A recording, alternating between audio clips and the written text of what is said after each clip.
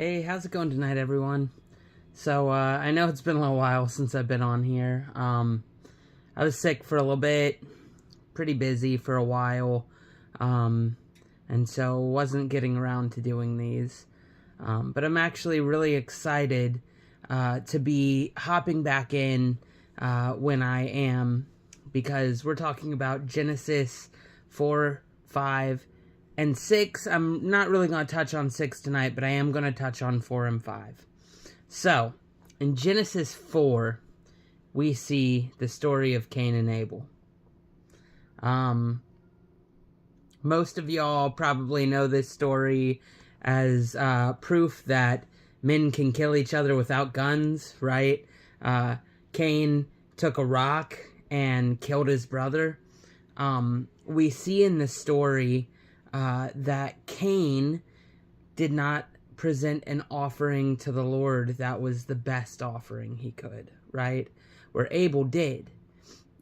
Now, God was upset and accepted Abel's offering because it was the best offering that Abel could give, but didn't accept Cain's offering.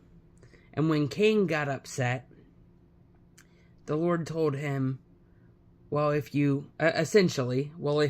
do good, then your offering will be accepted. But if you don't do good, then your offering won't be, right? Because of this, Cain gets mad at his brother and kills his brother. We see God coming just like he did in the garden when he asked Adam and Eve why they were hiding, right? God knew why Adam and Eve were hiding. Well, we see him asking Cain, where is your brother? And Cain's response is, am I my brother's keeper? Right? God puts a curse on Cain at this point. And at the same time still shows him mercy, because Cain was afraid because of the curse God had put on him, which was a curse to be a wandering vagabond for all the rest of his life, right? But the Lord still puts a mark on Cain, that if anybody would come against him, right, that they would receive vengeance on them.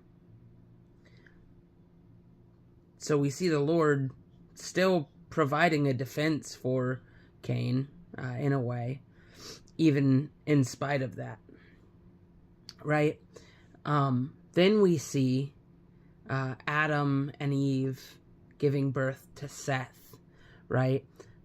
Seth being who the lineage would be traced through from that point on. It would have been traced through Abel, right? But it wasn't, because Abel was killed. So in Genesis 5, what we see all of the years and the genealogy of the descendants from Adam to Noah, right? If we look at Cain and Abel and Seth's story, we see Cain and Abel themselves being a clear representation of what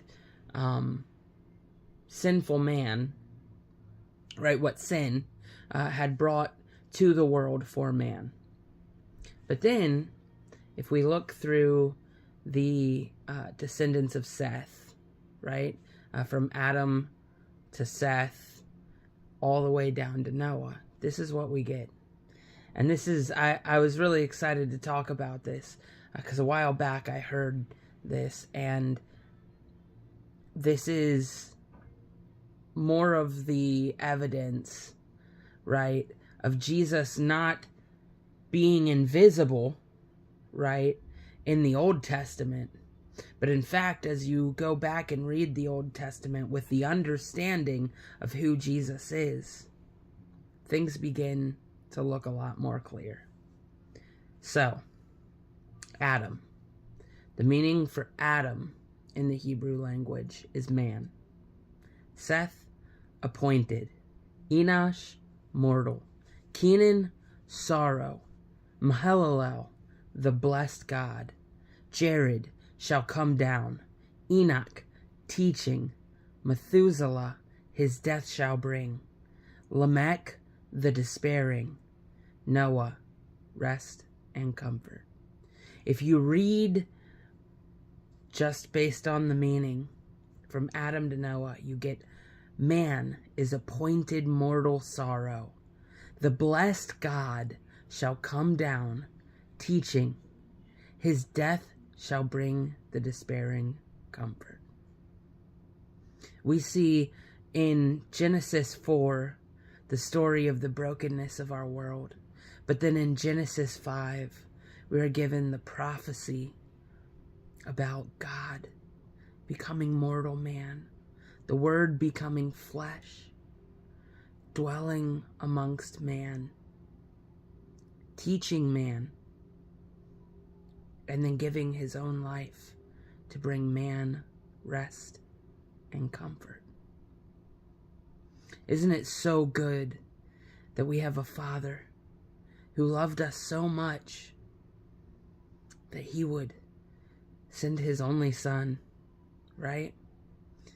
That he would send his Son, who was God incarnate, born into the world as a human, to suffer on our behalf, to teach us and guide us and be the way, the truth, and the light. I'm very thankful. I know I don't live a perfect life at all. As hard as I try, I know I never will. But I also know that I can take rest and comfort, that no matter what mistake I make, that the Lord is there. And that because of his death, if I believe in him and I build my life after him, that one day I will get to be in his presence for all eternity. Thank y'all. And I hope that y'all have a blessed and wonderful day and a blessed year.